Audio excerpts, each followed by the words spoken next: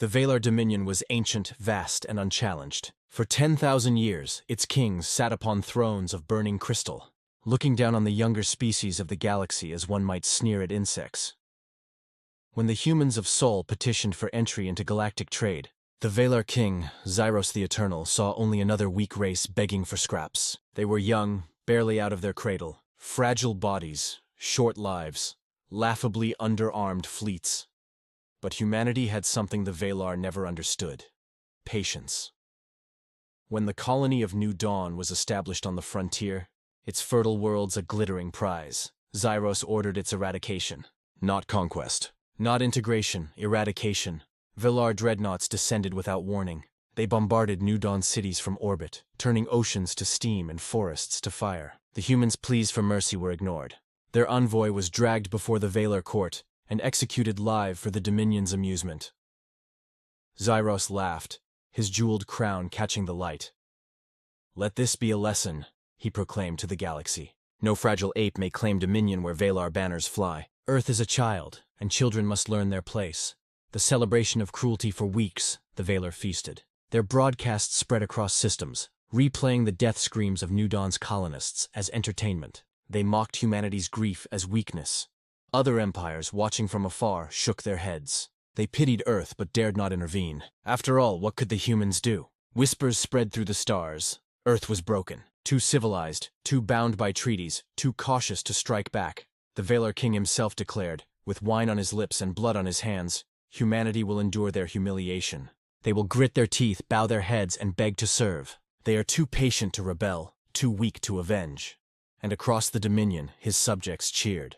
They believed their king. They always believed their king. The quiet that followed, in the months that followed, Earth said nothing.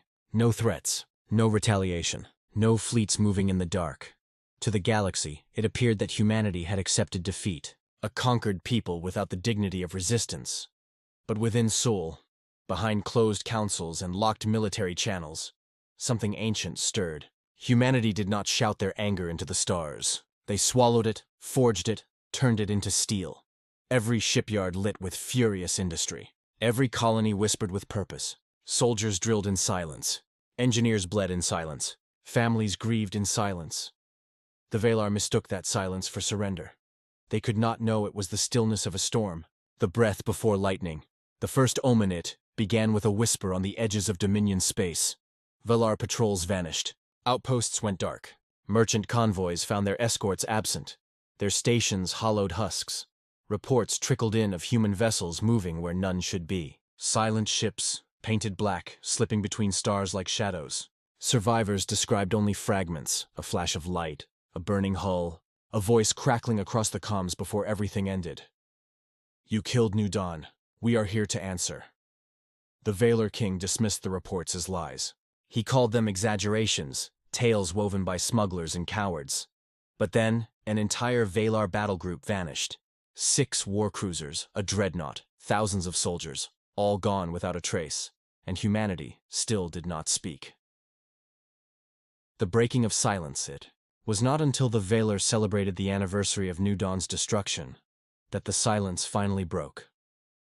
At the height of the festivities, when the king raised his cup to toast humanity's defeat, every Valar world, every Valar ship, every Valar broadcast was hijacked. Screens flickered black. Static filled the air. Then a human face appeared. Scarred, grim, eyes like burning coals. The voice was steady, calm, almost surgical in its coldness. "Valar Dominion, you thought our patience was weakness. You mistook our silence for surrender. You killed our people, burned our homes, mocked our dead. You will not do so again. We are humanity, and we do not forget. We do not forgive. We waited. Now, we end you." Then the feed cut, and the galaxy trembled. The march of steel, the retaliation began like a thunderclap. From Sol's shipyards rose fleets unlike anything the galaxy had seen. Battleships bristling with railguns longer than city blocks. Carriers vomiting forth wings of drone fighters like metallic locusts. Dreadnoughts whose cannons could split moons in half. When they moved as one. Armadas blacking out the stars. Formation after formation slipping from jump space with terrifying precision. Everywhere the Valar had destroyed, humans returned in force. They did not merely reclaim ground. They scoured the Dominion clean cities turned to ash. Fortresses fell in hours. Armies were crushed beneath orbital bombardments that shook entire continents.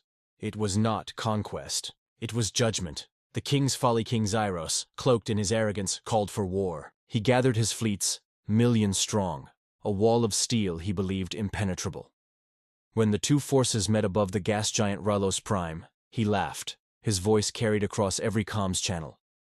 Behold, the apes bring their toys to battle the gods. But when the battle began, his laughter died. Human weapons cut through Valar's shields like knives through cloth. Missiles moved with thought, weaving through defenses with impossible accuracy. Human AI swarms dismantled Valar fleets ship by ship, soldier by soldier.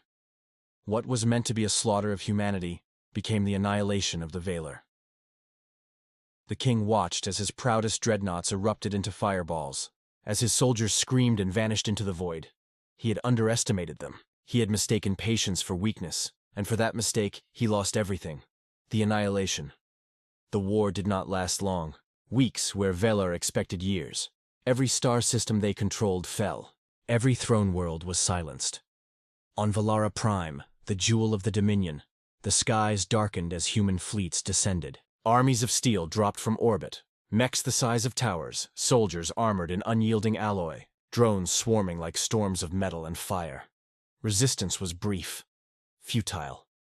In the throne room itself, the king sat upon his crystal seat, crown upon his head. As human boots echoed across the hall, he expected negotiation, or at least words exchanged between rulers. But the humans gave no speeches. They raised their weapons, and the king's blood stained his throne. The aftermath of vengeance. When it was over, the Dominion no longer existed. The galaxy fell silent. Empires watched in horror as the Valar's 1,000-year reign ended in fire. There were no survivors to rally, no heirs to reclaim the throne. The Valar were a memory, burned from the stars by the species they had mocked as children. On 1,000 worlds, alien voices whispered the same phrase, "Never provoke Earth again." The lesson carved in silence, humanity returned to their colonies, rebuilt their homes, mourned their dead. They spoke little of the war. They made no boasts. Their vengeance was done. But the galaxy remembered. They remembered fleets blotting out suns. They remembered the voice that promised judgment. They remembered the king who mocked patience and paid with his empire. And from that day onward, the galaxy learned a truth written in fire and blood. Humanity's patience is vast, but their vengeance is infinite.